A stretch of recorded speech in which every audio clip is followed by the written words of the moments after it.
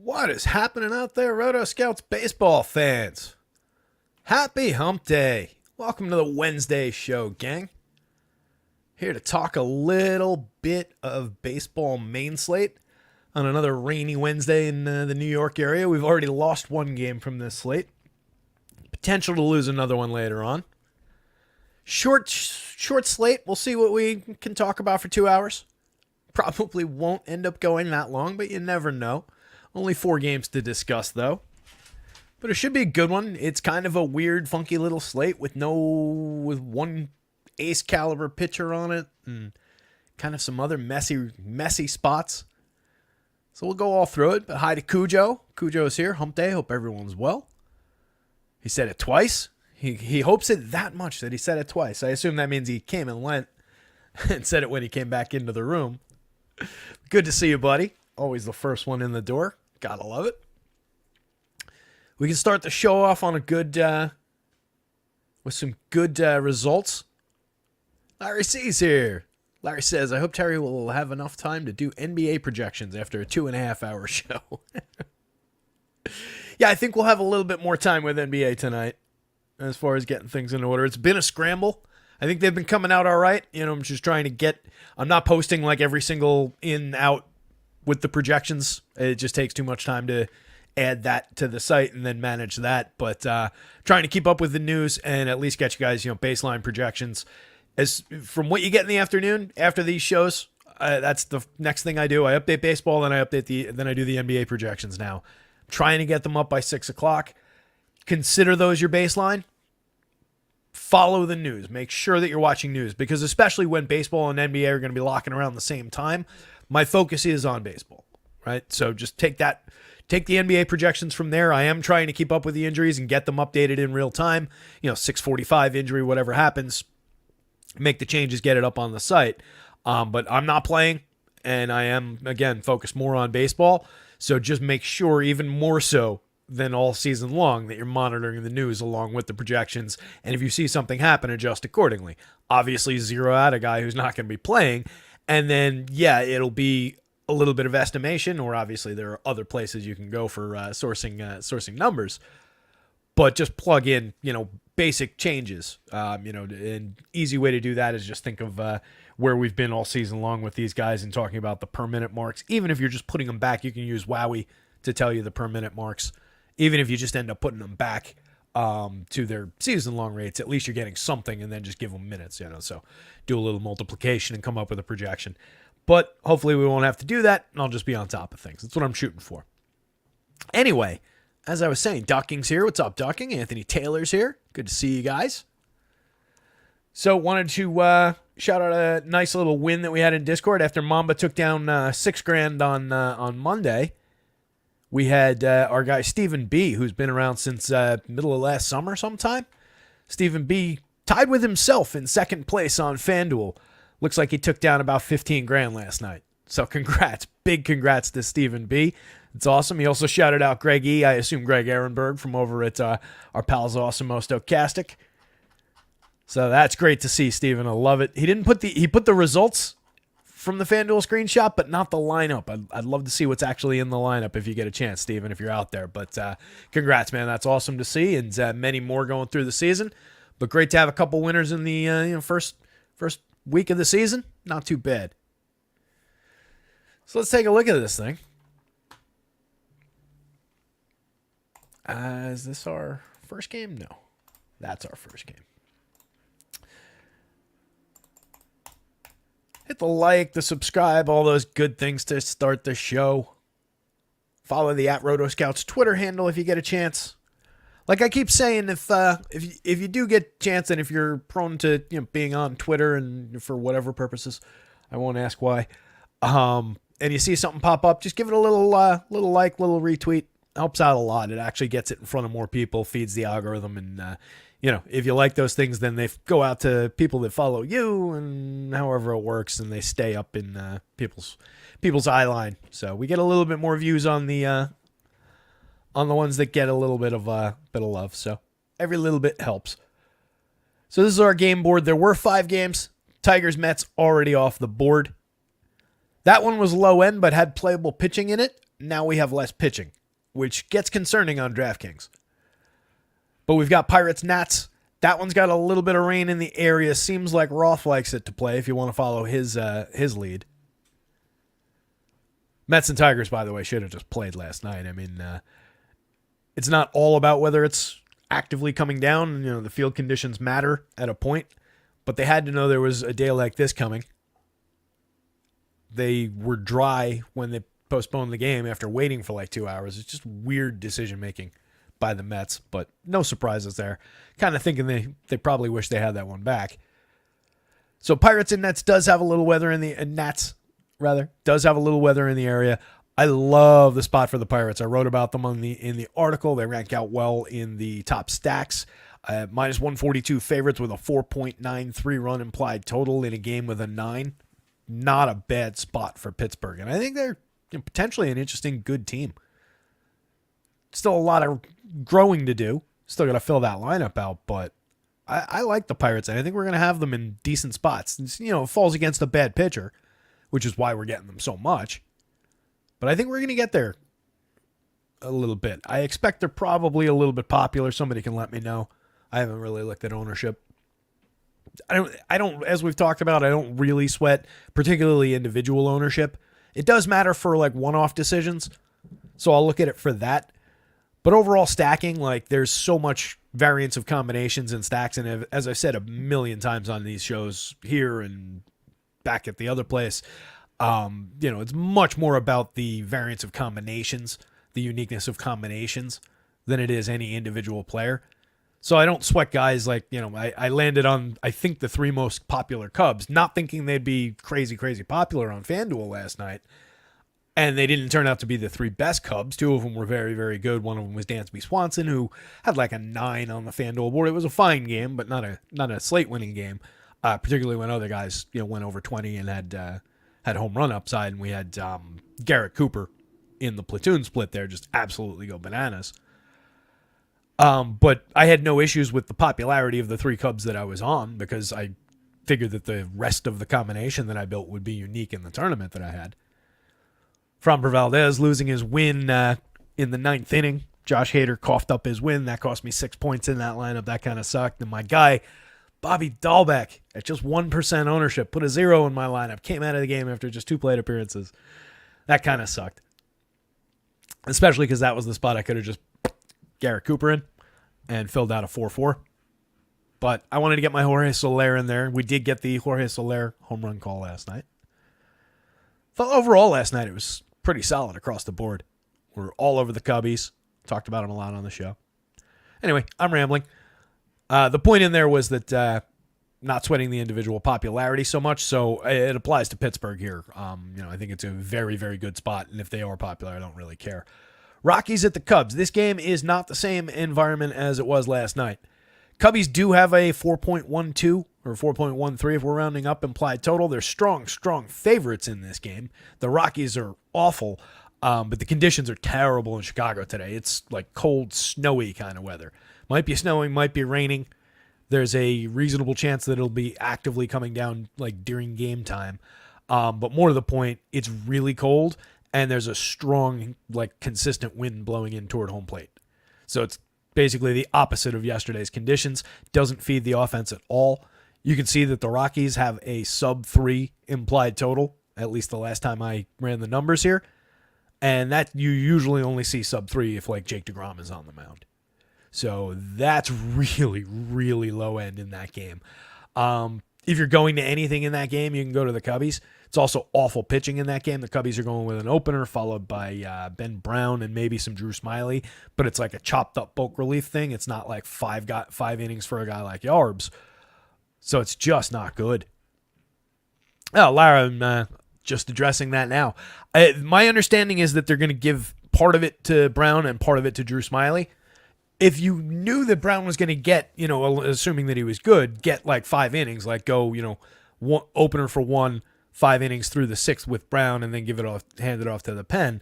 My understanding is it's going to be more like, 2 innings and we'll see what happens for Brown, 2 innings and we'll see what happens for Smyly. But if that's not the way they go, then, maybe just because the pitching board is so shallow. it's a great spot, with the tremendous environmental advantage going up against the Rockies on the road. So there is that, but I just don't know what the innings look like. Google around and see if you can find anything that says it. The stuff I saw earlier today was giving me half and half.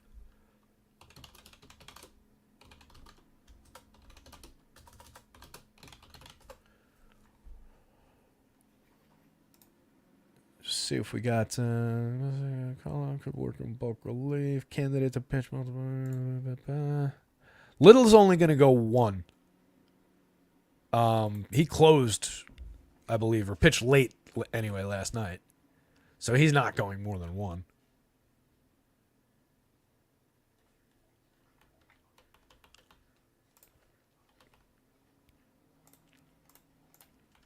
We'll take a look. I'll plug him in. We'll look at his numbers at least. It's at least worth the exercise. Continuing on, so the Rockies Cubs game is just atrocious across the board. But if you're going anything, I do like the Cubs bats are the better side of that.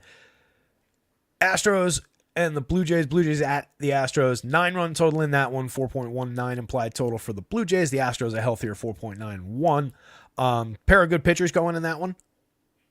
Chris Bassett, a reasonable pitcher who pitches and gains a lot of ground just by eating innings. And then Christian Javier, down season last year, but stellar the 2 seasons before that. Had a good first start of the season. We'll talk about it in a minute. And then the last game of the night, the Giants at the Dodgers. 8.5 run total there. Dodgers strong favorites. By far the best pitching spot of the day with Tyler Glasnow facing the Giants. Heavy strikeout squad. I love the spot for Glasnow. 5.12 implied total for the Dodgers going up against Kyle Harrison. I love Kyle Harrison as a pitcher. It's kind of like Garrett Crochet, which I know, hey, look, dude is for real. I said it yesterday during the show. If Garrett Crochet gets through these Braves tonight, we're starting him every single spot, no matter what, the rest of the season. Dude's looking like left-handed Spencer Strider out there right now. Breezed through the Braves yesterday. They didn't bother him at all. So an amazing performance. I don't necessarily see that for Kyle Harrison here. For one, Kyle Harrison, we'll talk about it in more depth in a second, not to do the whole show now. But he gave up more he's given up way more home runs in his small sample in the majors so far, including 2 already this season. And Crochet limits home runs. He didn't give up any last night. He's only given up 3 in his career. It's also a very small sample. He's also higher strikeout upside. At least 2 elite plus type pitches. Where Harrison's like a more complete pitcher, supposed to be better in the long term, was the more highly regarded prospect by a mile, is also younger and less experienced. So for me, given Harrison's home run yips right now, throwing him against the Dodgers is kind of a non-starter. Much as I love the kid, I really don't see it. So we are very thin on pitching. But anyway, let's get into this thing a little bit. So first game up, Pirates and the Nats. Nats lineup is confirmed. Let me double check, see if we got the Pirates in. Nope. So Mitch Keller. Let's scroll over. We'll take a look at the pitching. So we've got 2 guys clear cut at the top, in my opinion.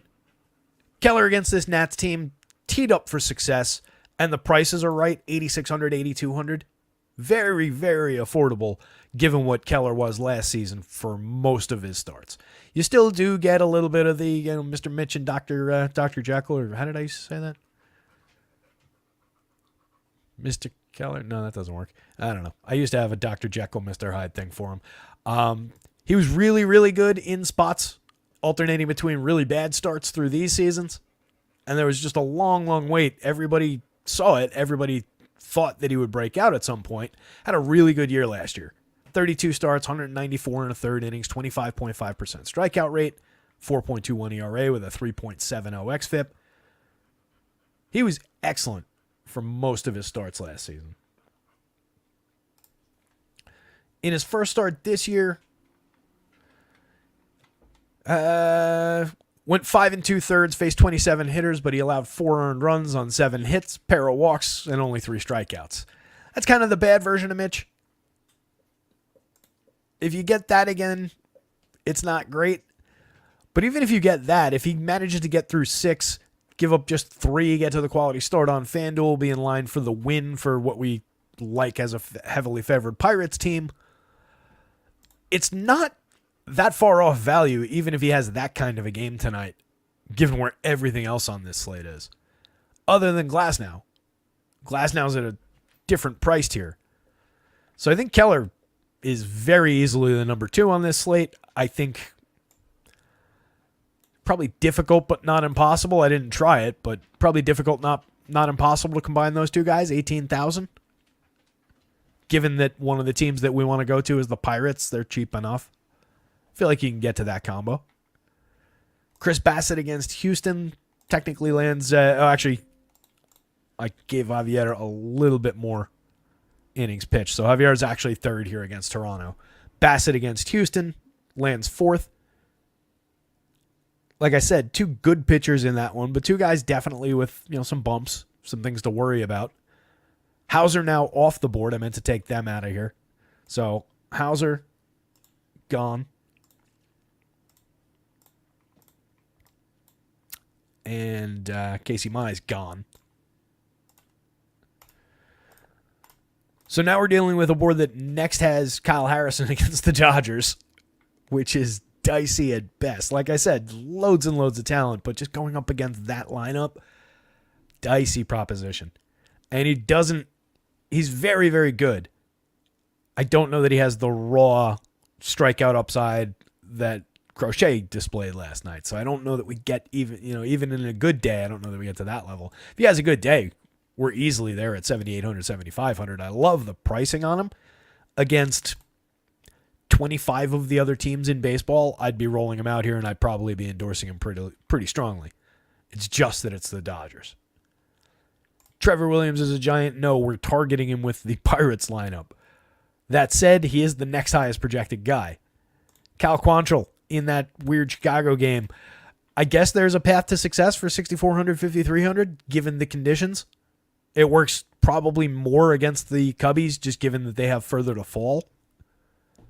So there's a little bit of potential upside just as a discount, 5,300. I think that would be the spot, going back to what Larry was asking about the bulk reliever on the other side. I think I'd probably, as bad as it sounds, even with no strikeout upside, I'd probably rather take a full start from Cal Quantrill, because then you've got you're lined up for the win, you're lined up for potentially. But you're potentially in line for bonuses that way, where you don't really get that out of the bulk relief spot, and I think it's an unpredictable bulk relief spot. So I think I would probably, if I'm looking for the discount guy, go there. Bad as that sounds, and just try and ride the conditions for only 5,300. Cal Quantrill is not good. That Cubs lineup is good. So we'll get there in a sec.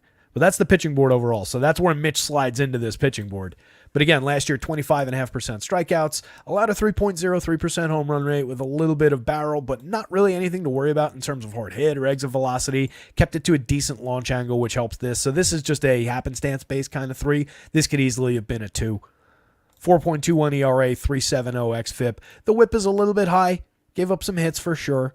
Didn't have the greatest swinging strike rate in the world, but the strikeout rate was pretty solid. 28.3% CSW. A reasonable walk rate for a guy who still, every now and again, can struggle with his command. So, gotta love Mitch. More to the point, though, gotta, in my opinion, love these Pirates, and especially if it's like this configuration of this lineup, love this spot for the Pirates going up against Trevor Williams.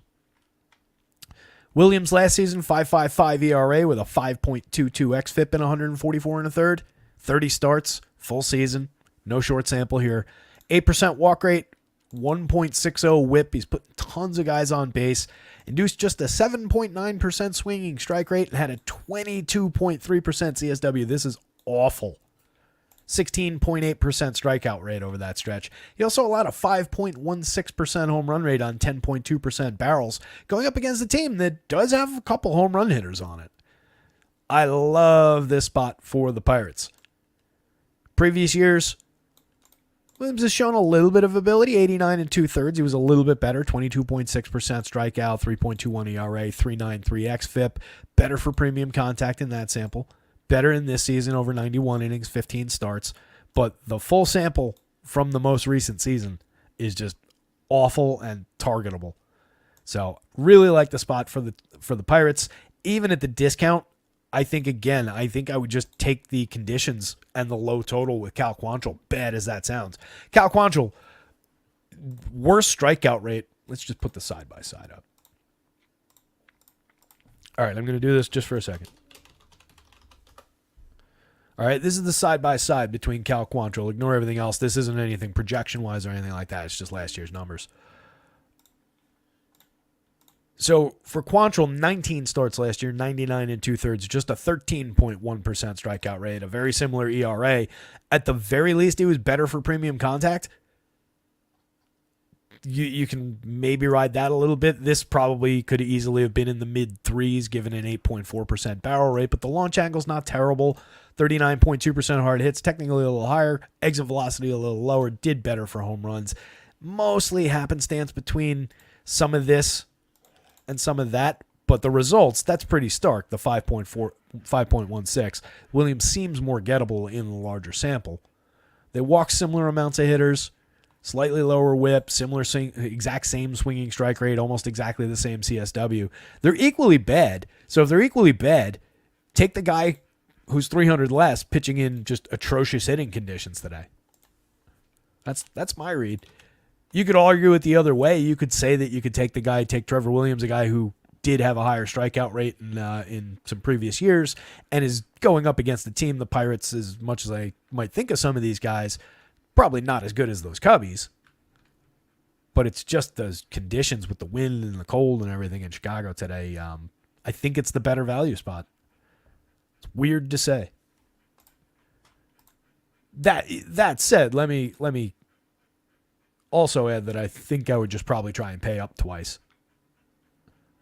Like if it's all possible to get that Glasnow-Keller combination, I think that's dynamite. And I don't dislike these two guys.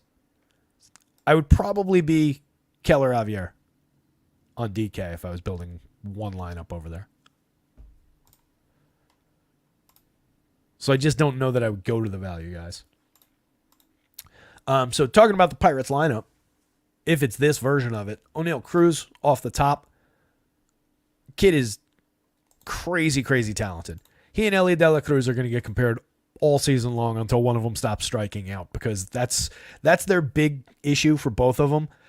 Cruz off to a 316, 381, 474 start this season.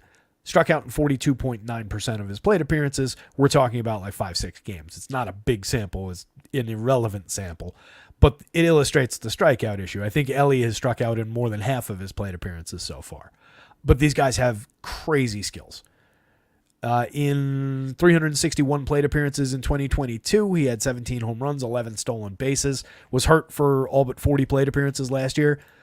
Comes back 5,300 affordable for his skill set at the top of the lineup on DraftKings, 3,500 on FanDuel. If he dips down further in the lineup, he's definitely playable from one of the RBI spots later in the lineup. If he's way down the lineup for some reason, then it becomes a little bit shakier at those prices. But particularly if he's hitting leadoff against a bad righty, get to the lefty, get to his power, his stolen base upside. The only issue is, whether or not he's getting on base to set the table for, he's not an ideal leadoff hitter in that sense. Whether he's getting on base to set the table for Brian Reynolds, Brian Hayes, Jack Sawinski, my home run pick of the day, Andrew McCutchen, Rowdy Tellez. So even against a righty, the ideal configuration of this is probably McCutchen in the leadoff spot. He's an on-base machine even at this point in his career. He's very cheap. So if they go that route, I like McCutchen more than I like him hitting fifth. And I would like O'Neal Cruz just as much if he's hitting fifth as if he's hitting leadoff. Maybe you gain a plate appearance hitting leadoff. You get a little correlation directly with Reynolds and Hayes with him having to do less. But either way, I just think it's a better configuration with McCutchen's on base. And you still go righty, switch hitter, righty, lefty. Maybe they don't want to pile up lefties in the heart of the order, actually. Maybe they don't want to go Sawinski, O'Neal Cruz, Rowdy Tellez. But you could go Suwinski, Henry Davis, Cruz, Tellez, something like that maybe. Me speculating about the lineup isn't necessarily why we're here. But anyway, I like all these guys. 1 through 7 at the very least. And I think Triolo's capable. And you guys know that I like Michael Taylor for sneaky home runs, a little bit of stolen base upside. So if this is the version of the lineup, basically in any order for those top 7 guys, I kind of like it a lot. Brian Reynolds, established veteran star, 24-12 last year, 110 WRC+. Brian Hayes off to a really good start to his season. Been talking him up to start the year. We were talking about him a lot last year. 15 home runs, 10 steals last year, but a 48.4% hard hit rate. He's out to a 409, 391, 483 start. He's created runs 62% better than average over 5 games. Getting out on the right foot is a good thing, but it means nothing in the long term. Just a player that I like, and I think he's very cheap at $3,200, $4,400. He's going to be a $5,000 player on DraftKings soon enough. Jack Suwinski, again, home run pick of the day, 9.44, second highest on the team with O'Neal Cruz at the top of the lineup. If he drops, that probably flips. Suwinski's probably higher, but the spot in the lineup gives him a little bit of extra on the in the home run model. But I love Suwinski here. He had 26 home runs, had a 230 ISO last year, 15.7% barrel rate against a guy who coughs up barrels and home runs like crazy. So love the spot for Suwinski. McCutchen, if he is hitting 5 or 6 or anywhere down there, I do still like him. 4,200 is a good price for him, 2,600. Still a capable veteran bat, a little bit of power, a little bit of speed, and like I said, just gets himself on base like crazy. So it's a good spot for McCutch. Henry Davis, cheap catcher, 3,600 on DraftKings. He's got outfield eligibility still on FanDuel, so you can move him around a little bit. 7 home runs last year. The cup of coffee wasn't, it's more than a cup of coffee. Half a season, 255 plate appearances. He's a mid-season call-up as a top prospect. A lot of room to grow. 9.8% walk rate last year is pretty good. 302 on base with that walk rate isn't great. 41.4% hard hits in among his pretty lousy triple slash, lousy ISO, being 24% worse than average creating runs. There are some pluses there. He's a very young kid, so a lot of room to grow. I like the player. I like that he's getting regular opportunities. For very cheap as a catcher, if you're going to this team a lot, I definitely think you include him in some stacks. Jared Triolo, like I said, last year, 209 plate appearances, /298, 388, 398. That's not awful. No power really to speak of. He managed to hit 3 home runs despite just 5.9% barrels, 32.8% hard hits. But he did create runs 18% better than average. He swiped 6 bases. Not dead in the water, certainly not with second base eligibility. I don't love him at third base, especially not competing against Brian Hayes for shares. 2,300 is a great price if you just need a cheap guy. But at second base on DraftKings, that's not a bad guy to mix into lineups, assuming he can get on base a little bit. And then Michael A., again, very cheap. Nobody ever goes to him. Love him at the bottom of lineups. 3,000 on DraftKings, 2,700 on FanDuel, right where he ought to be. 21 home runs last year, 13 stolen bases in 388 plate appearances, and he's crushing it out of the gate this year. He's played every day, which is nice to see. Out of the gate this year, he has no home runs, but he stole a base. Played in all 5 games. He's created runs 66% better than average. He's out to a 471, 476, 588 start. I love early season numbers. Again, a 5-game sample, 25-ish plate appearances means nothing. Nothing. Totally irrelevant. I'm just mentioning these numbers to be able to talk about things that weren't last year's stats that I've been talking about for a week already.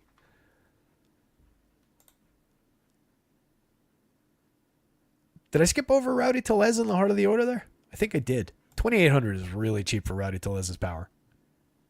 2,700 on FanDuel. He only hit 13 home runs in half a season, 351 plate appearances last year. We're never looking at him for his triple slash, 215, 291, 376 last year. Just a 161 ISO. It was a down season for when he was in the lineup. Season before, 12.9% barrels, 45.7% hard hits. Those took a big dip last year.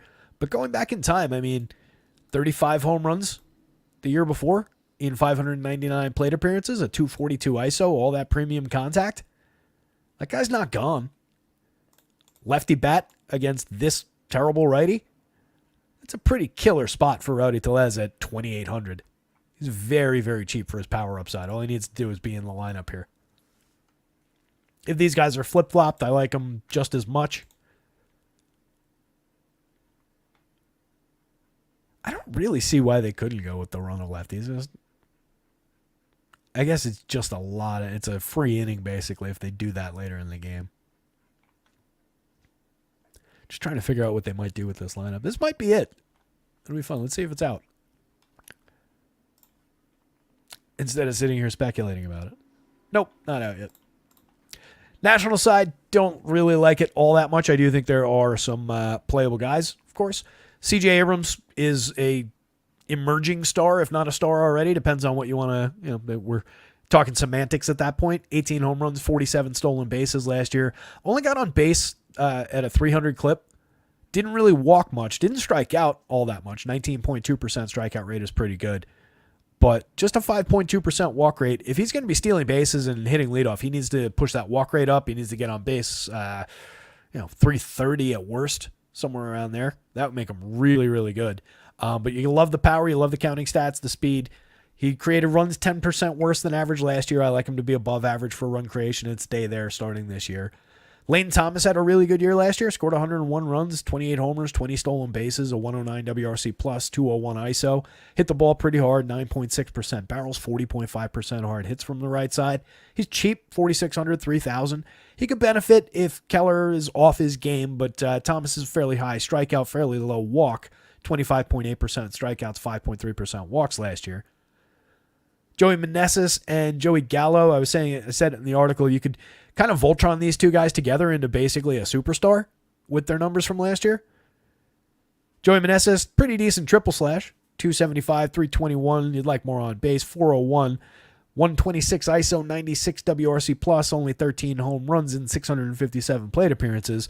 Joey Gallo, a terrible front end of his triple slash, but a 262 ISO, a 104 WRC plus, so he was 4% above average, where Meneses was 4% below average for run creation, despite the difference in the batting average. That's a great illustration of why batting average doesn't matter. 275 hitter versus a 177 hitter. Get Phil Mushnick out here, and I'll show him exactly why fucking batting average doesn't matter. Hate that guy.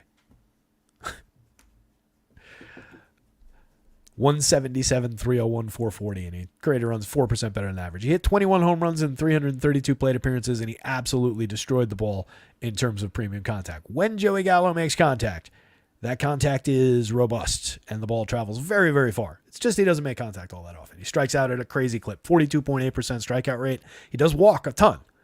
Supports his on base. His on base is usually better than that 301. But he's a very, very flawed hitter. Know what you're buying when you go to Joey Gallo, but hitting cleanup in this batting order against Mitch on the right day could be a decent spot for Joey. If you're going to Nats, I would not skip him, especially at 2,300 on the FanDuel slate. 36 on DraftKings is pretty cheap as well. Keibert Ruiz, everyday catcher.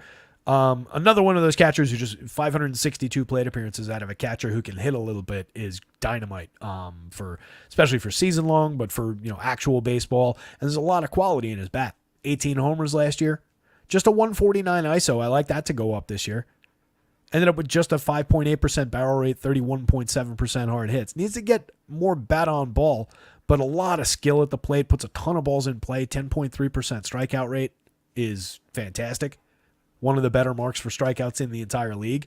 So he's just making tons of contact. If you put the ball in play that much over 562 plate appearances, I like your chances to deliver for fantasy. He's hitting in the middle of the lineup. He hits from both sides of the plate. Really like Keibert Ruiz. Eddie Rosario came to this team after hitting 21 home runs last year from the Braves. Kind of a bounce-back season for Rosario. In a full season from the left side, he's not a bad option on any given slate. It's fairly high strikeout, fairly low walk, but a little bit of power. Low priority on this slate, but if you're building stacks of Nationals to be contrarian, to attack Mitch Keller, whatever you want to call it, he's definitely one of the better options on the team. Trey Lipscomb, 2,700 at third base. Dead min price on FanDuel. What's Lipscomb done?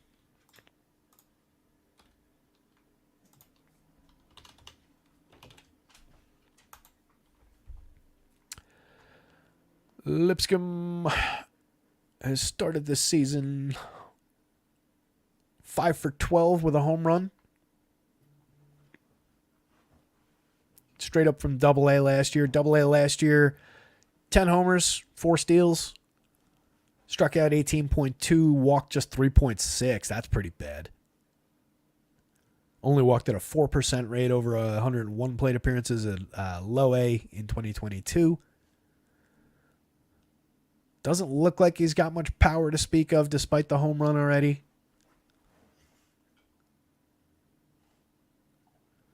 .284, .310 with that low walk rate isn't terrible. Looks like a decent, more hit tool focused kind of a player overall. 2,700 is very cheap, but again, I don't love taking values at third base. At the dead min, I think you can work them in if you're building national stacks, of course. Luis Garcia, Victor Robles, not all that much down at the bottom of the lineup. Reasonable enough idea of getting to first base via a single or a couple, slap hitting type singles, a couple bloops. Reasonable upside for stolen bases. Victor Robles in particular is very, very fast. That was his thing, but never fully landed as a prospect and is just kind of a part-time player. 126 plate appearances last year, stole 8 bases, did create runs, 12% better than average. Garcia's a regular, 482 plate appearances last year, just 9 home runs, 9 plate appearances, 16% worse than average creating runs. Best thing about him is that they added the junior to his name. So, Mitch Keller, yes. Pirates bats, big yes. Nationals playable against Mitch. I don't think Trevor Williams is all that playable, even at the value price. This game is postponed. This game we've talked about already a little bit. Yeah, Anthony, Henry Davis in the outfield on FanDuel. Just makes him a little bit more flexible.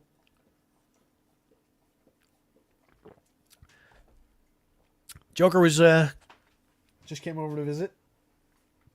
Anthony Taylor wants to know if he thinks Tellez is going to homer. Joker, is Rowdy going to hit a home run? Huh? Rowdy? He's looking at me with like the perked up ears and everything. I'll take that as a yes.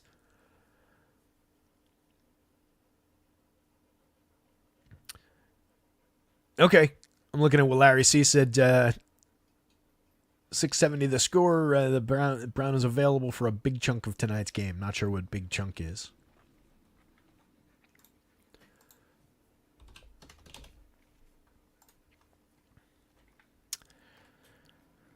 Let's see. When did he work last?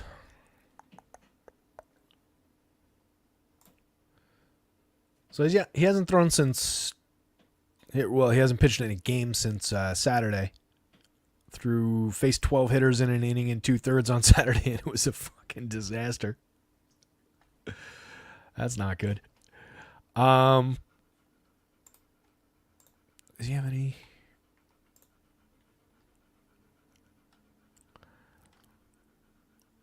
And that's his only experience in the show. So I actually don't have stats in the model there.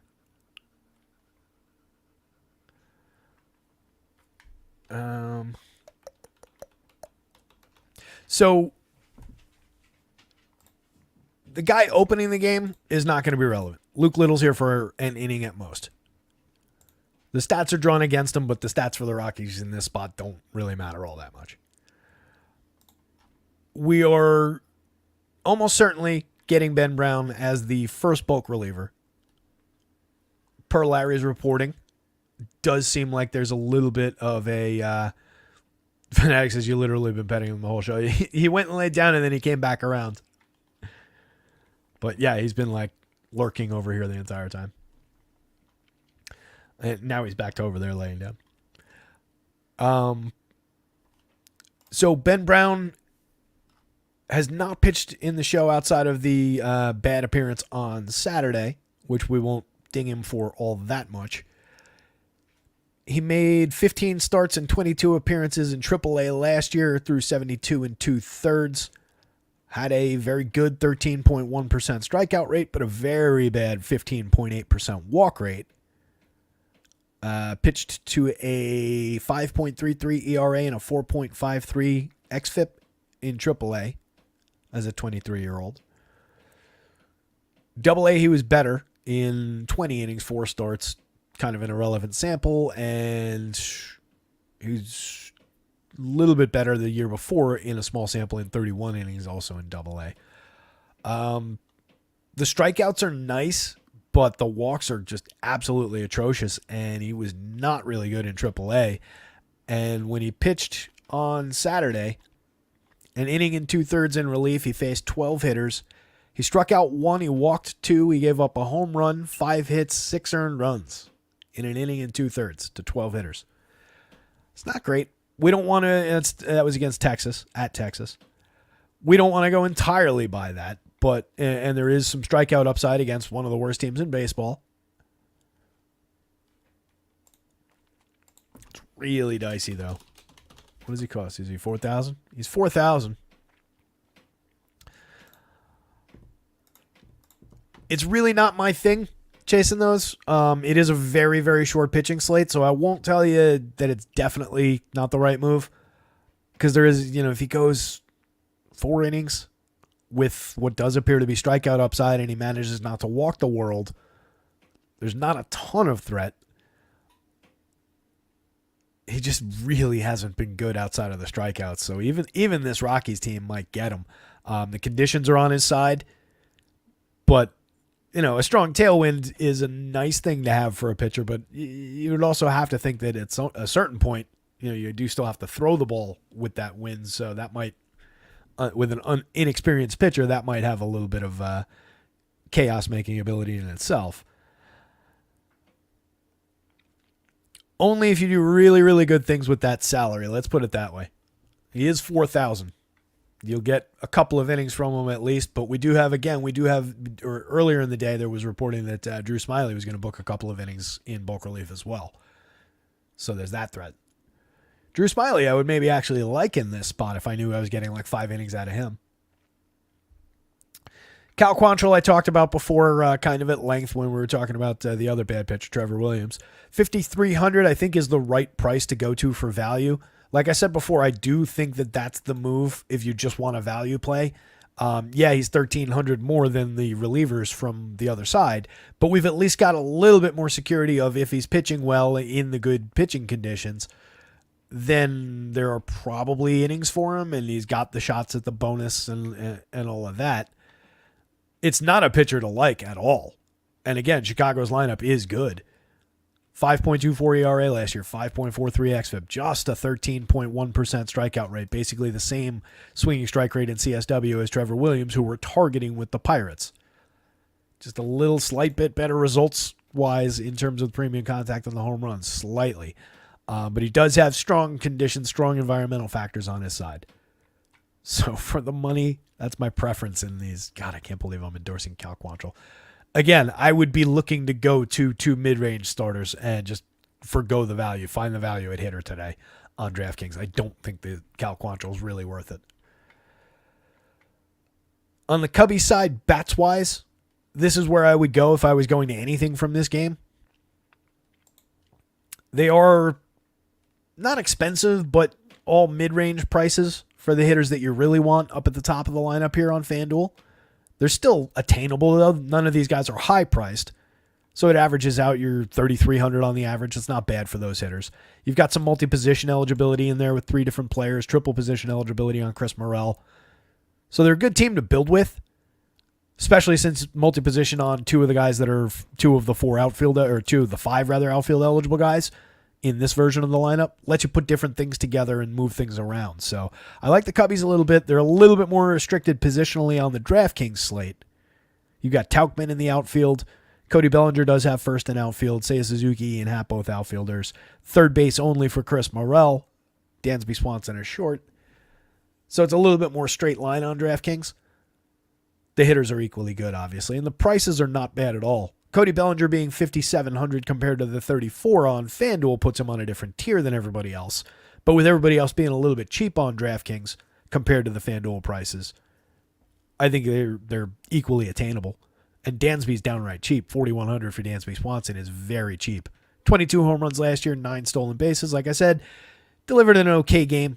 A 9-point FanDuel game last night was, right on projection actually, but wasn't the slate winner that some of these other guys were. Chris Morel homered last night. Cody Bellinger homered last night. Seiya Suzuki homered last night. Got a huge game out of Garrett Cooper. Should have the other side of that platoon in today. Michael Busch. He's kind of interesting here. He hit 2 home runs in 81 plate appearances last year in a little cup of coffee. Had a 50% hard hit rate over that stretch. Only costs $3,000 from the left side against a nothing righty. At worst, I think he makes some pretty good contact a couple times against Cal Quantrill. And we'll see what happens in the conditions to the baseball after he hits it. But I like the upside for at least some hard contact out of Michael Busch for the price. It's not bad. He's first and third base eligible at 2,600 on the DraftKings slate. Nico, tons of stolen base upside if he gets on. 283, 346, 383 last year. 43 stolen bases. 5,200 is a little bit pricey, but good, coming off a good game last night. I think, right? I think he had a good game last night. Or am I thinking of somebody else? Am I thinking of the other? Whatever. Who cares? Last night, totally irrelevant. 2,900 for Nico Hoerner is cheap on FanDuel. Second base only over there. But the 43 steals upside, if you get him higher up in the lineup, I think it's a pretty killer spot for a very cheap Nico Hoerner. He's at a totally different price tier on DraftKings. Tauchman, a little bit of sneaky power. 8 home runs in 8 home runs in 401 plate appearances last year. A 125 ISO wasn't great. 40% hard hits, not bad. He had reasonable output. No, it's not on the board. There was a year where he had decent output in a small sample. Somebody to keep in mind as a cheap lefty bat, but I'd probably rather just have Michael Busch for $1,000 less. John Gomes, a catcher with a little bit of pop, 10 home runs in 419 plate appearances. Tauchman's on base was really good last year. That might be what I was thinking of. 363 on base. Maybe it wasn't the contact. If you're looking at him through that lens, 7 steals, not great. 363 on base is kind of effective. That must have been what I was thinking of. Anyway, moving off of this game. From the Rockies side, again, I just really wouldn't go there, even with the mix and match pitchers that the Cubbies are going to be deploying. It's just kind of ugly, and the hitting conditions are atrocious, and they're carrying a sub-3 implied total. It's just really, really bad right now. Charlie Blackmon, capable off the top of the lineup. Decent average last year. Got to first base. Got on base at a 363 clip. Created runs in a positive above league average by WRC plus. Tovar in the second spot, kind of interesting just because he's cheap for his raw skills. 3,600, 2,700 at shortstop. Not a bad price. He hit 15 home runs and 11 steals last year. 253, 287 if he can push the on-base percentage a little bit this year. Just a 4.1% walk rate last year is atrocious. Struck out 27% of the time. Not as highly regarded as like the O'Neill Cruzes and the Ellie De La Cruzes of the world, but a kid who had a little bit of prospect buzz last year and didn't fully disappoint because the counting stats are actually okay, but wasn't good in a lot of facets of the game and created runs 30% worse than average. But he's cheap. Again, terrible conditions, no support for runs or anything like that. Don't like this team at all in this spot. Ryan McMahon, playing when he's in Colorado. He's very cheap today. You could get a little pop out of him. 23 home runs, a 191 ISO across 627 plate appearances. Not all of that was Coors Field. Little bit of premium contact. Terrible spot, but he's cheap. Chris Bryant, back home in Wrigley. Probably wishes he was still there. Very cheap at $4,000, even cheaper at $2,600 on the FanDuel slate. They hit him with a pitch yesterday. He has enough trouble staying healthy. Let's just leave him alone, but hasn't been good in a while. Injury-marred seasons the last 2 years. I like him to get back on track at some point if he stays healthy. I don't know that we're there, and terrible, terrible spot. Nolan Jones for $5,100, justifiable price tag, terrible spot. $3,000 on FanDuel is pretty cheap for what he did. 2020 last year, great triple slash, created runs 35% better than average over 424 plate appearances. Love Nolan Jones, hate the spot. Michael Toglia, a little bit of upside for premium contact, 44% hard hits last year, just amounted to 4 home runs, but we like him for a little bit more power. He's hit for a lot of power in the minor leagues. Brenton Doyle, 10 home runs, 22 steals. Little bit of 15, 25 possibility. Needs to get on base a whole hell of a lot better than 250 to get there, though. Alan Trejo, minor option at the bottom. Jacob Stallings, no thanks. Not in this environment. So if you're stacking Rockies for some ungodly reason, Tovar, McMahon, Bryant, Jones, probably the priorities. And they're probably would go one of these two guys as the bolt-on rather than Charlie Blackmon. I just think more people probably take Charlie Blackmon off the top. So give me the upside of one of these two guys for cheaper. But it is a bad, bad spot for the Rockies. So no pitchers really in any kind of realistic sense, but if you're bound and determined to go to the bargain bin for a DraftKings SP2, then I think Cal Quantrill's the better option than Trevor Williams and better option than the long relievers from the Cubbies side. Nothing to do with the Rocky stack. Really don't like the spot for the Cubs stack, but I like a lot of those hitters. So if you're stringing anything together, I think you go there. Nico had a fine game, says Dan. There's Dennis. Dennis had a bunch of contenders early last night. I think we died a little bit around that Brave stack. But I like those lineups that you built, buddy. I was taking a peek at some of them. They were up top of the standings for quite a while.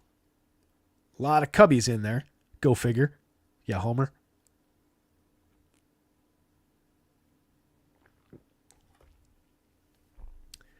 Travis Wyndham's here. What's up, Trav? Jake Swales. Jake got in here late, but good to see you, buddy. Andy Melman's here. Lone Wolf is here. Don't know if I said hi to Lone Wolf before. Good to see everybody. Nearly 49-ish people, 50, who knows, hanging out for a 4-game slate on a rainy Wednesday. Yeah, Braves.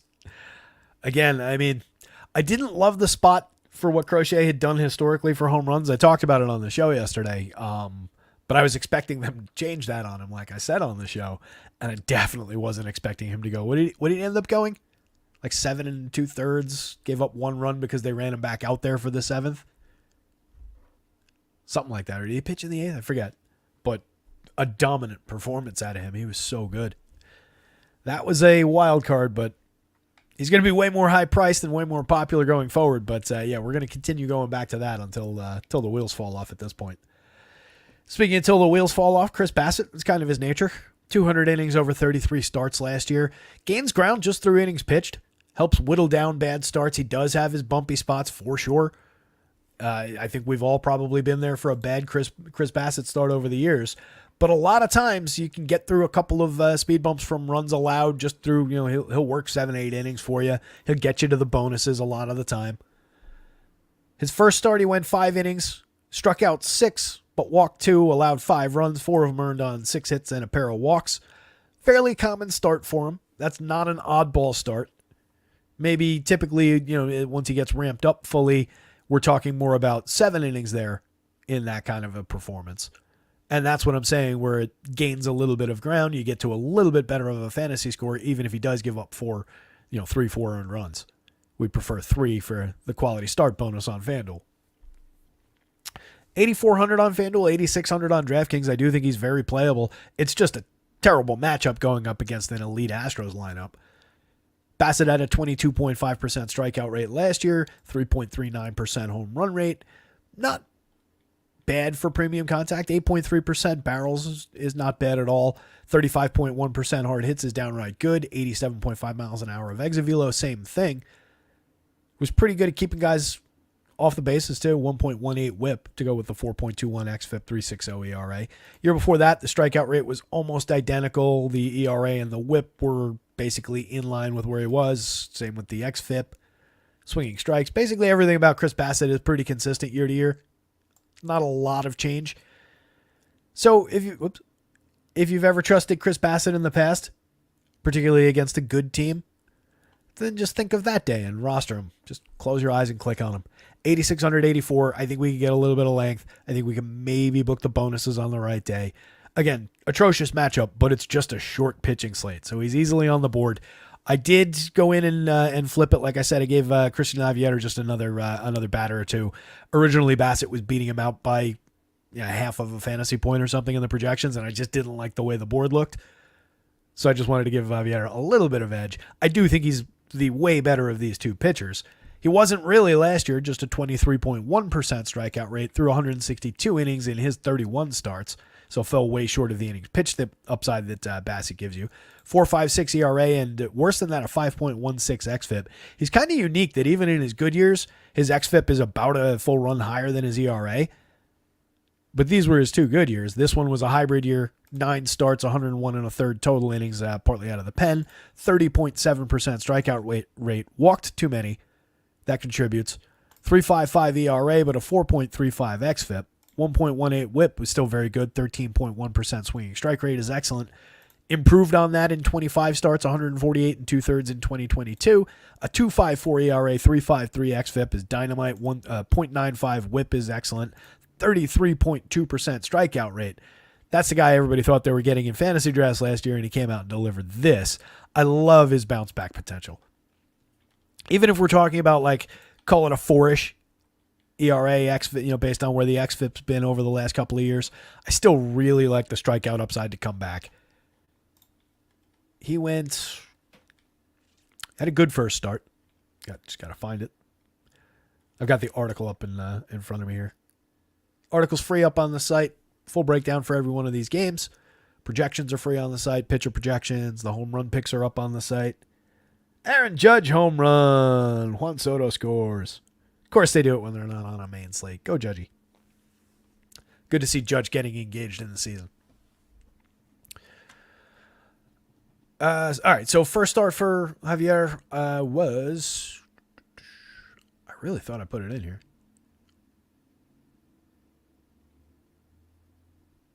Maybe not. Oh, no, there it is. Started against the Yanks, struck out 6, 4 hits, walked 1, no runs in a game that they went on to lose. Pitched six innings. So if he's rolling, I like his upside to get into the 7th. They tend to let their starters work a little bit deep, as evidenced by the no-hitter by Ronel Blanco, followed by a 7 2/3 inning performance out of Fromber, who always pitches deep. So 6-7 innings, bonuses in play at 9,300 on FanDuel, 8,800. I like the upside for a win for the Astros here. So I really like Javier on the pitching board. I think he's justifiably the third guy.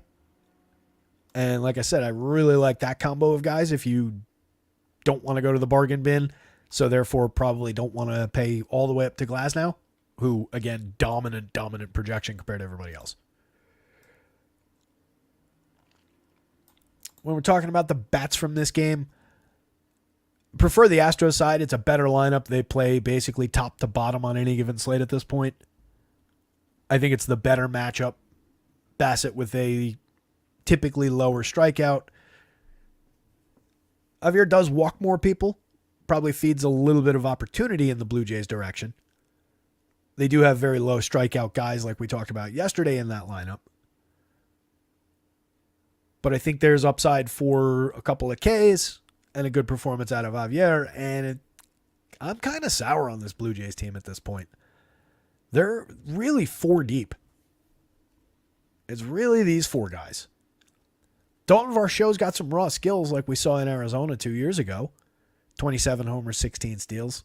Decent triple slash. Dipped to 20 home runs, 16 steals last year. 14% worse than average for run creation. Premium contact dipped 10.2%. Barrels cratered down to 7.3. He's very cheap. He's the only playable lefty in this lineup, in my opinion. He's all right DFS-wise, but a lot of times he's just a hole in the lineup right now. These 4 guys are all good, but it really, you can't compete when 3 of your guys are basically defense-first types. Alejandro Kirk is not a threatening hitter as a catcher. He's all right. Decent triple slash, 250, 334, but a 358 slug on the back end. Only a 108 ISO, 8 home runs, and 422 plate appearances. So you're building a 4-man stack out of those 4 guys, but then you lack the talent in a lot of cases to turn the lineup over. These are also, for the most part, the higher strikeout guys.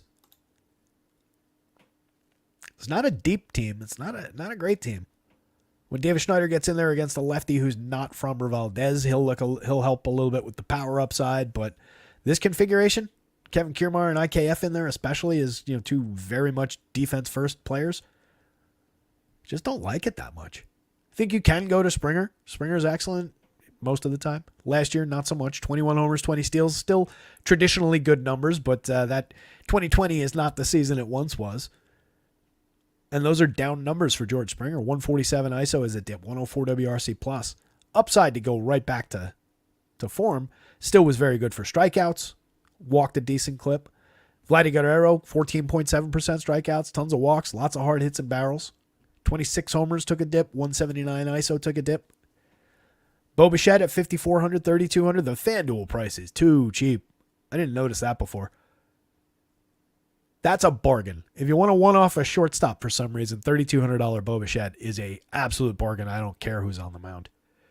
306, 339, 475 last year. Created runs 25% better than average. 20 home runs, 9.6% barrels, 44.9% hard hits.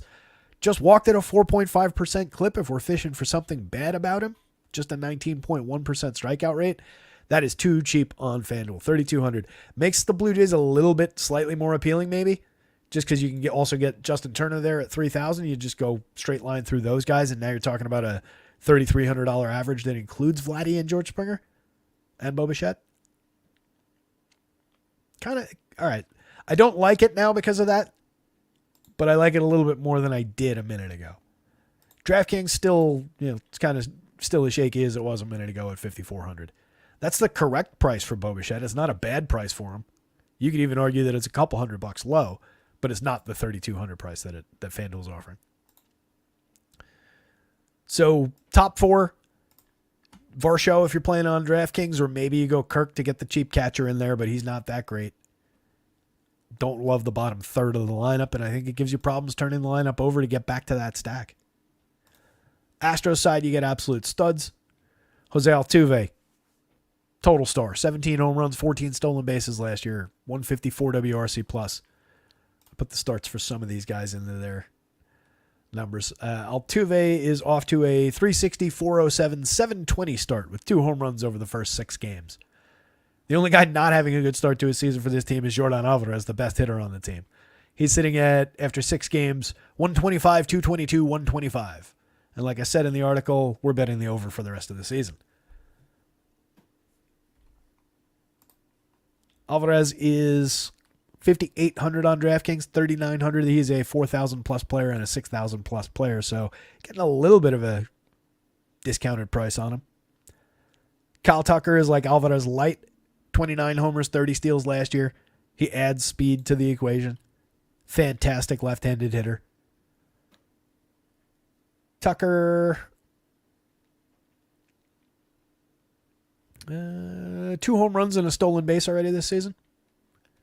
Bregman also out to a little bit of a slow start, but he's very cheap for his talent. 4,900 on DraftKings and 3,000 on FanDuel. Very appealing at the price.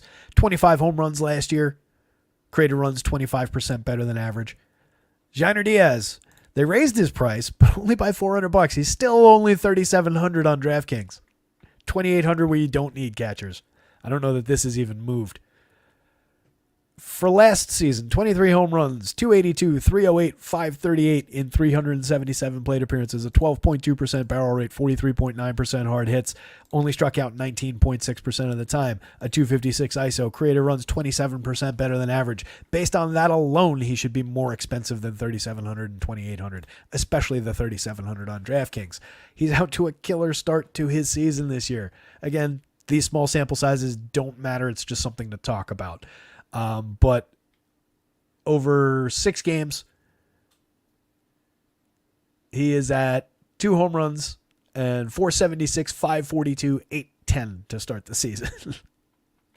Just a great, great start. Kid's been hitting everything hard. He's been involved in all the run scoring. He's just mashing right now. Get to him while he's still below 4,000. He was 3,300 yesterday. He'll be above 4,000 if he does anything at the plate today.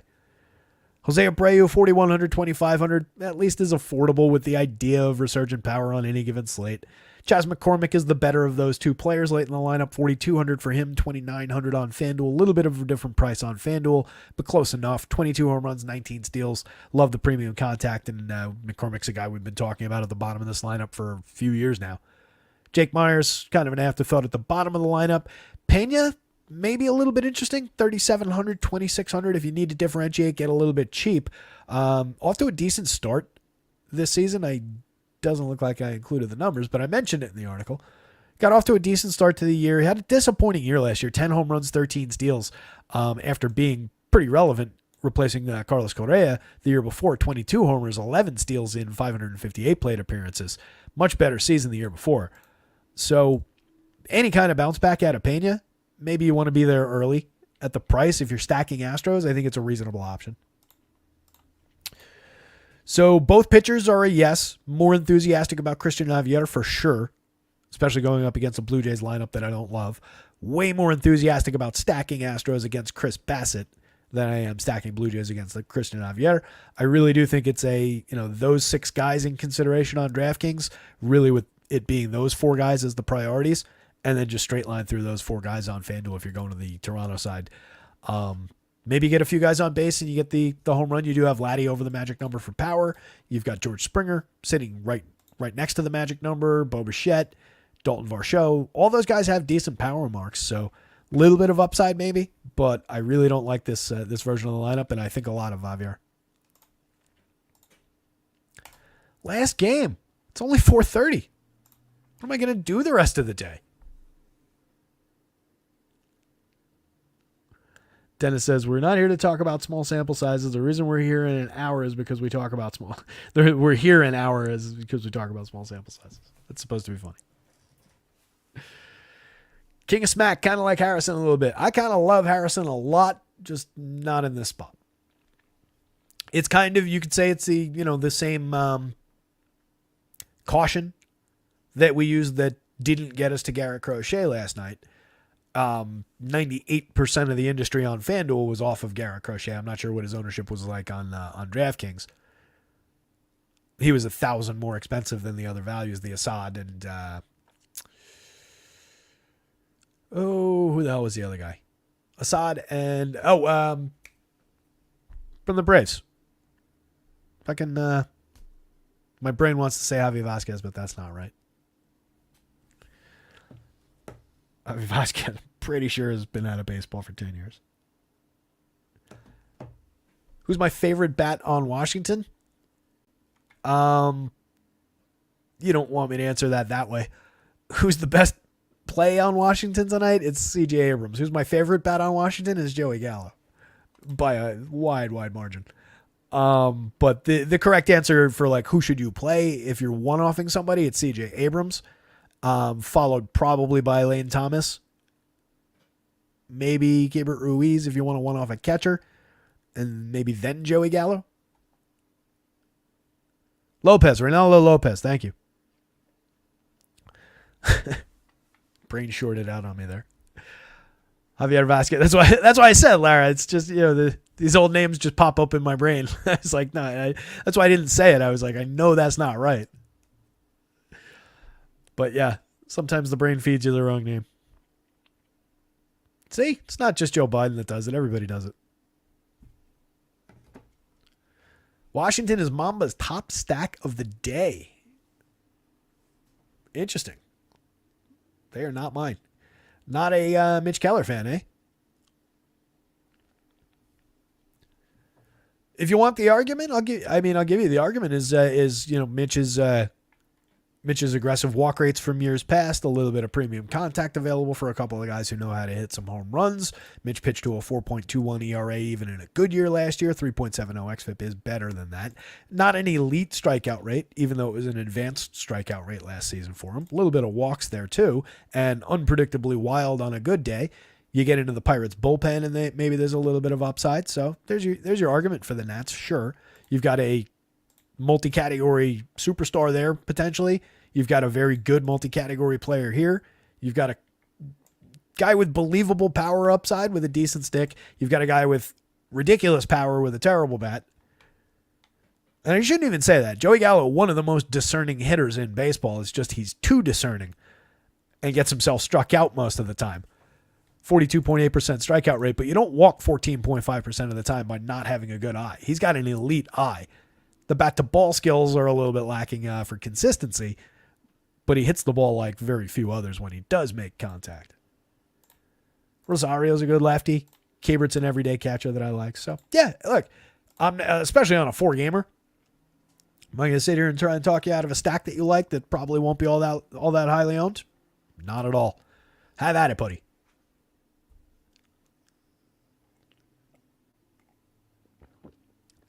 Four-prong digger. Does this game even play? It's under threat from rain, but it seemed like our guy Roth liked it to play. I default to the professional weatherman. I have no idea. I'm playing the same guessing game as you guys. Williams might mow the Pirates down. I said might mow, but the Pirates are swinging the bat pretty good. Yeah, I love the Pirates side.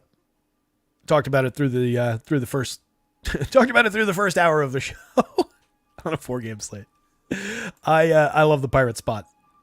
It's in my placeholder lineup. It's quite possibly my favorite stack of the day on the other side of what our guy Mambo was saying.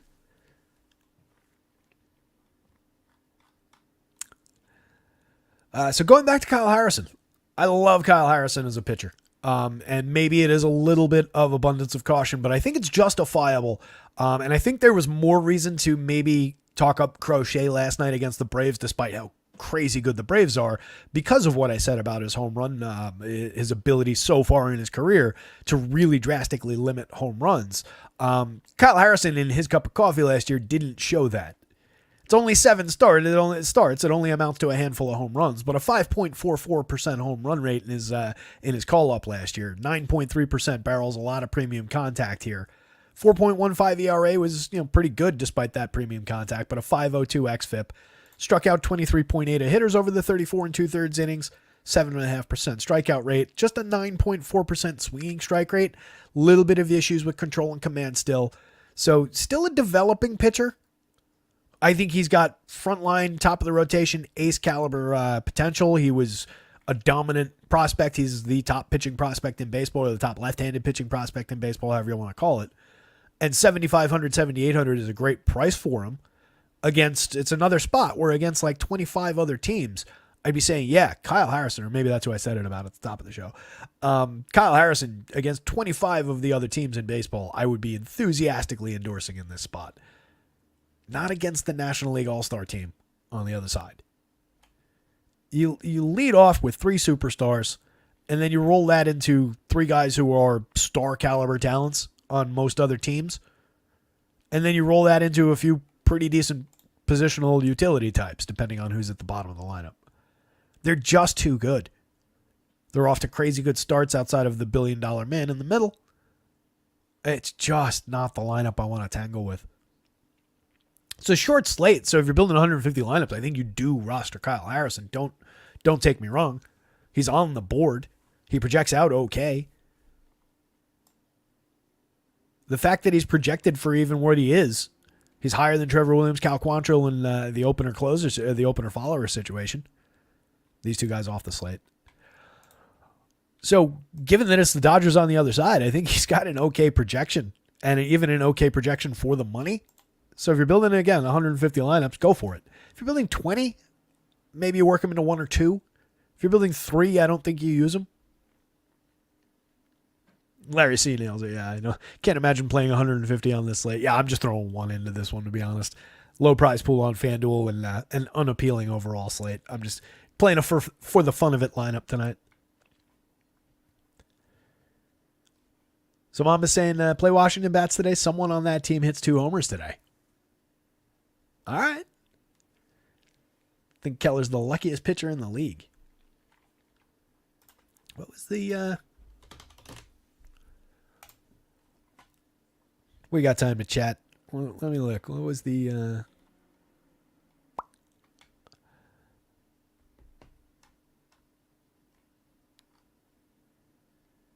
What would you say if I told you that the quote-unquote luckiest pitcher in the league had his decent year last year despite a 3.10 BABIP against? If anything, he's unlucky. 3.20 the year before.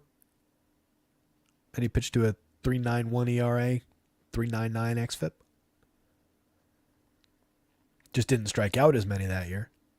Only 20.1% strikeouts. He pumped the strikeouts way up last year. I'm going to flip that the other way. I think Mitch Keller's unlucky. Pretty good at limiting home runs in a per 9 sense, because I'm looking at Fangraphs. 21 and 22, 0.89 and 0.79 home runs per 9. Last year, 1.16.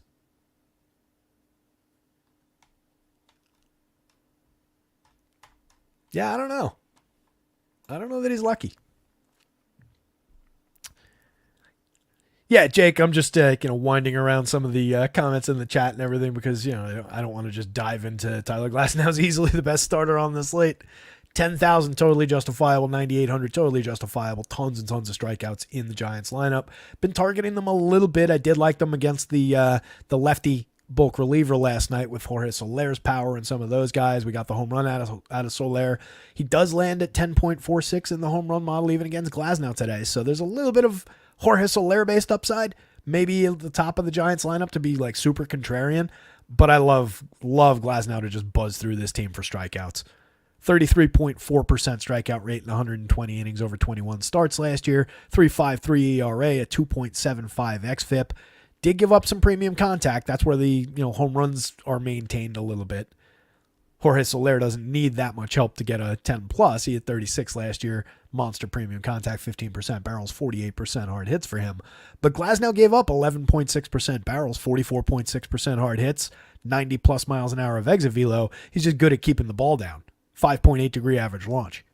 So the barrels didn't kill him, the exit velo didn't kill him, the hard hits didn't kill him.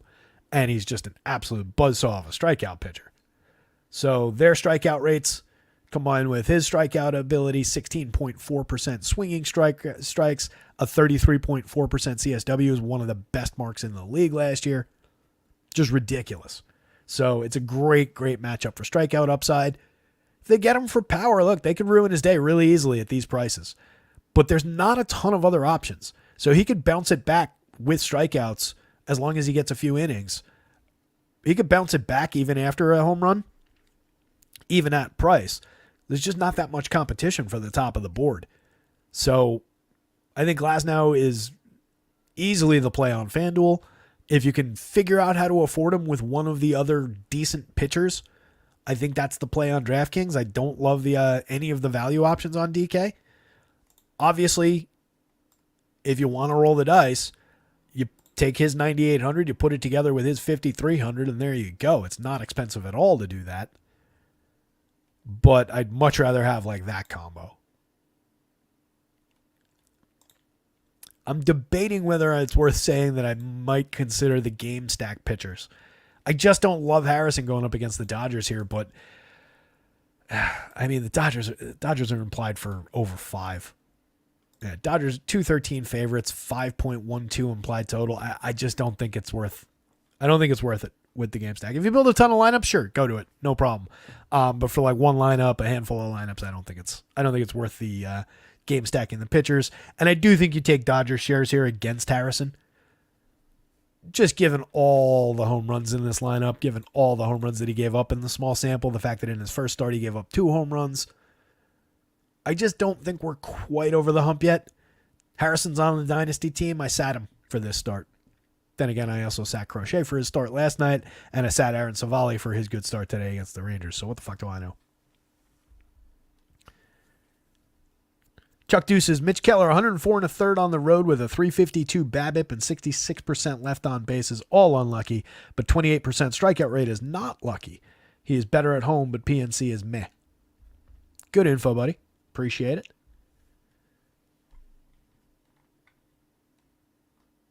Think the park helps his numbers, says Mambo. When you watch his mechanics and playing in a hitter-friendly park, he is not nearly as good. I also agree. There's a lot of erratic starts for Mitch Keller, for sure. That's why we had years and years of saying, like, if he ever harnesses this shit, it's going to be good.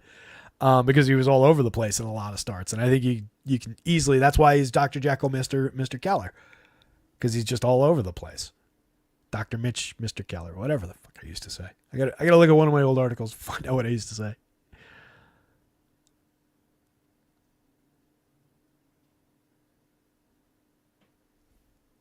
So, let's talk, what did we talk about? Dodgers bats? So everybody knows, again, the 3 superstars, if you can figure out how to afford them, there's no way you afford those 3 guys, or probably even 2 of those guys, maybe not even one of those guys, plus Glasnow, plus another good starter. Good luck with that on DraftKings, but that is an elite 3-man stack on any site. Mookie Betts, Shohei Ohtani, Freddie Freeman. Shohei, not out to a great start. Not at all worried about it. Mookie is out to an incredible start. He has 5 home runs already. Mookie over, they're 8 games, I think? The hell is it?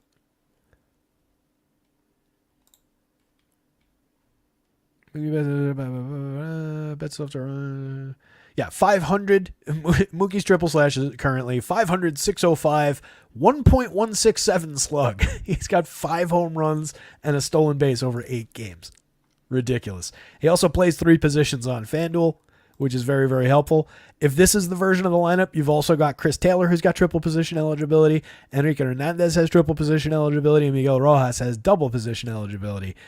Incredibly flexible on top of the ridiculous skills, on top of some cheap prices at the bottom of the lineup to help you average down these salaries on FanDuel.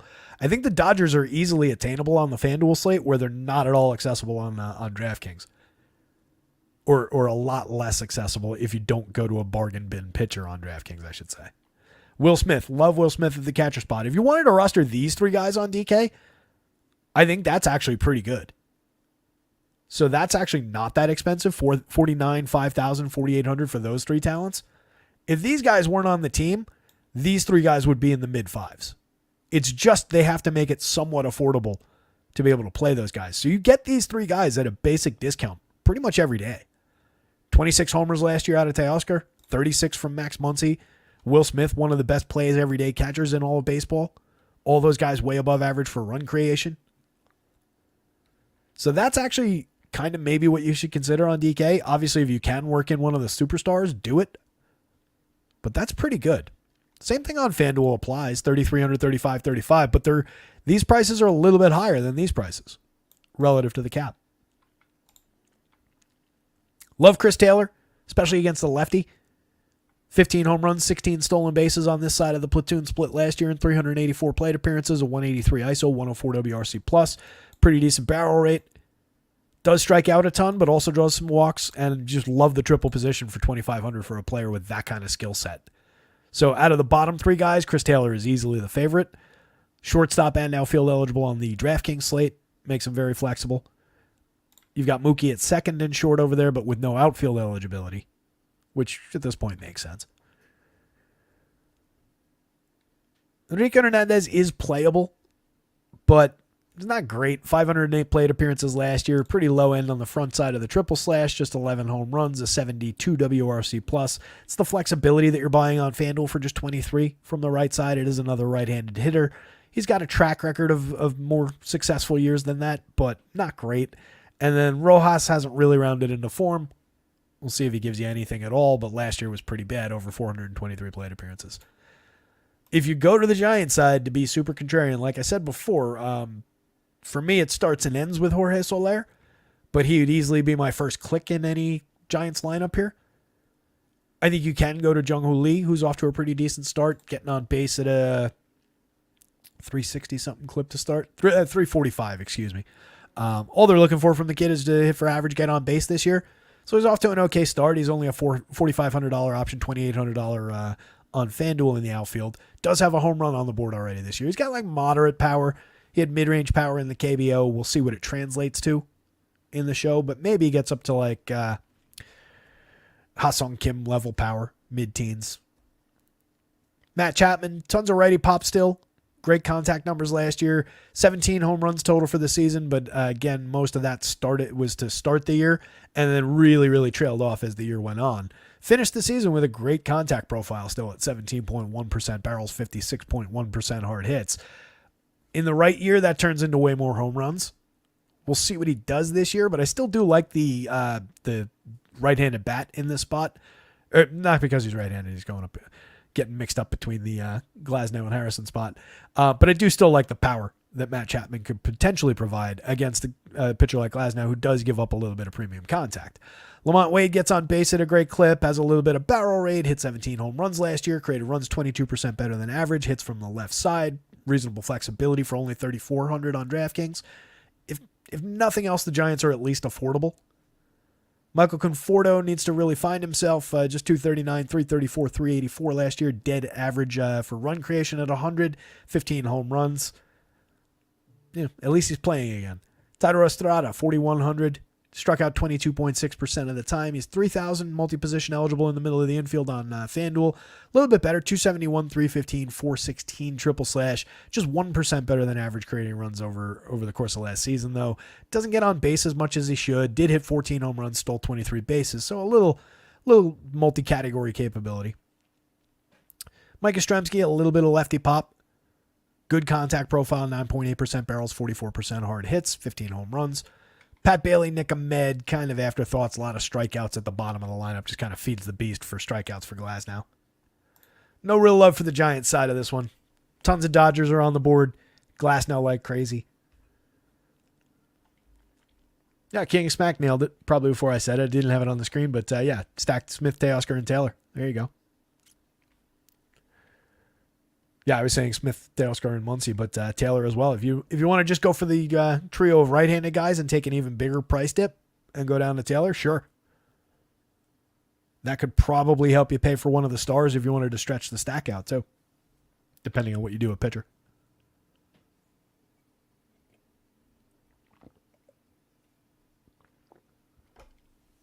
Devin Scott saying you can get creative on DK with the lower portion of the Pittsburgh lineup for some LAD exposure. It's kind of interesting.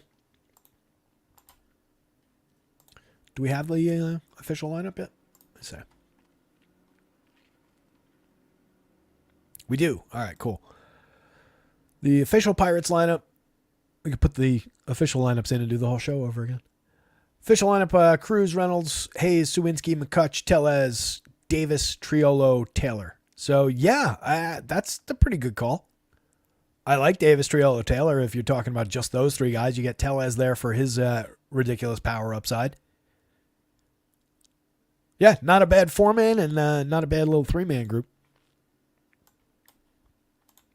It's exactly that lineup, right? Yeah.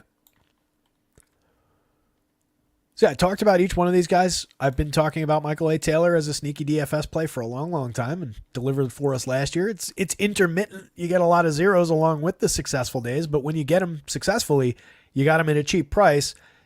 You got them with 2% ownership. People don't tend to go there. I don't know what his ownership looks like today. Maybe it's 10%, but it's not going to be crazy. You do take it's a spot, just know what you're doing, and I'm sure you do because you mentioned it. But know what you're doing when you make a decision like that for other people out there. You're giving yourself a little bit of a haircut for potential plate appearances by going to the bottom of the lineup. Guys up here hit more frequently than guys down here in a plate appearances per game sense.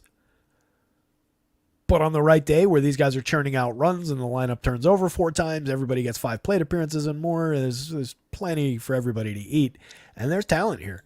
One of the top prospects in baseball last year. Very, very cheap.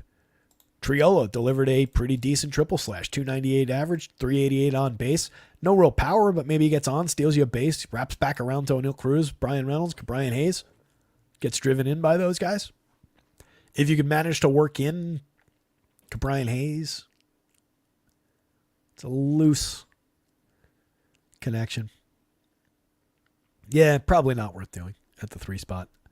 If Brian Hayes was hitting like second even, maybe we could get there for the cheaper price. I just don't like using the 2 high price guys to do that, but there is quality there, like, right? If you wanted to go those 3 guys and then one of these 2 as a wraparound play, I think you could do that. But yeah, that's a good call. That's a path to potentially getting Dodgers because those guys are very, very cheap.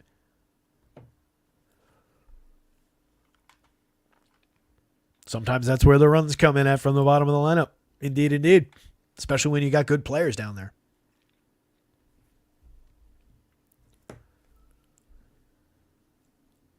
Pinch hit risk in Pittsburgh. I mean, you're talking about, it's probably Rowdy Tellez.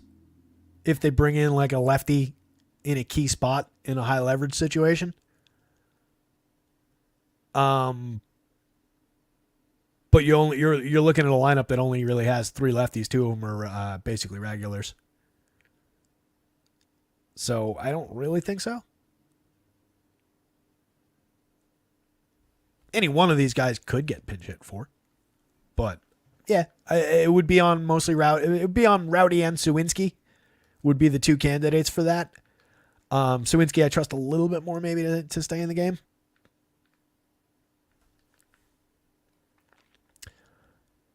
Tyler Glasnow, BKY. Best pitcher for a FanDuel lineup. I think it's a no-brainer on FanDuel today. You can just go to the top of the board. It's easy to build a lineup on FanDuel today with a lot of quality in it with Tyler Glasnow. He's $10,000. If you don't want to go that full price, I like Christian Javier. I think there's a little bit more faith for me in Christian Javier than Mitch Keller. But Mitch Keller does have the lower price, the better projection, and the better matchup. So it's the right answer to that is probably Mitch Keller if you're not using Tyler Glasnow. There is an argument that we were making a minute ago to maybe consider the Washington stack, but I'm more Team Keller in that discussion. Bassett is not far behind Christian Javier in projection, and he's lower priced, but I give a strong edge to Christian Javier with his strikeout upside. Chuck Deuces, Toronto kills me with their refusal to put quality lefty batters in their lineup, at least for the last 3 years. Biggio, Varsho, or meh. Yeah. Yep, I was talking about that. It's a really very, very short lineup right now with a couple defense-only guys. Justin Verlander to begin his rehab assignment on Sunday. Couple defense-only guys, and then a couple mediocre lefties, and it's very, very top-heavy in Toronto right now. So one more time through the pitching slate. Tyler Glasnow, huge yes on both sides. Easily the best spot of the day, the best pitcher of the day by far. Mitch Keller is a yes for me. I like him at price quite a bit against Washington here. Could easily go pop. It's Mitch Keller. The Nats do have a couple talented hitters, so I'll put that on it. But I think Keller's the clear number 2. Javier and Bassett rank out pretty close to one another. Javier's more expensive, but I think he's got the much higher ceiling overall. Bassett, very high ceiling for innings pitched. Get you potentially a quality start. Maybe to a win, but he needs backup from that short lineup that I'm talking about to get you to that win bonus. So I don't love the win prospects against Houston, and he's got the much tougher matchup when you're talking about those two pitchers in the middle. So I like Javier a lot better than I like Bassett. Kyle Harrison, the price is right even for a matchup against the Dodgers given his raw talent level, but I don't think he's fully polished yet. I think he needs a little bit more, and that's why he broke camp with the team. They want to get him early in the season. Work out the kinks, figure it out at the major league level, and then you're off and running. Kid's loaded with talent. Again, 25 other teams in this league, I would be talking about him at that price as a play today. Trevor Williams, I want no part of. I love the Pirates on the other side of that. Cal Quantrill, just given the conditions that are the environmental conditions, I don't like the matchup against the Cubs at all, but at a point, the environment matters. So just given that, if you do want a bargain bin pitcher, for me, it's Cal Quantrill over the opener-follower situation for the Cubbies.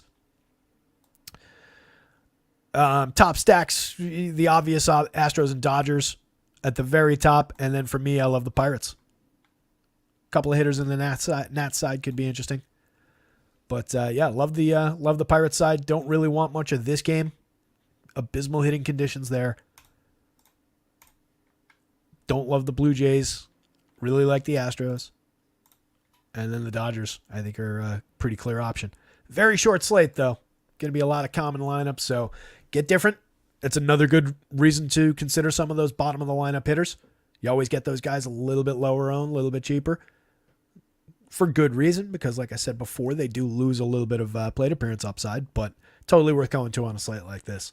With that in mind, guys, I'm going to go do some basketball projections, get them up on the site. We'll get everything updated for baseball as the lineups come out. We'll be back tomorrow for more, but good luck out there tonight. Let's get another winner on deck, somebody to talk about what they won tomorrow. We've already congratulated everybody who's won the last 2 days, so that's it. It's old news at this point. Let's get somebody new. Somebody go win something. Good luck out there, gang. Back tomorrow for more. See you.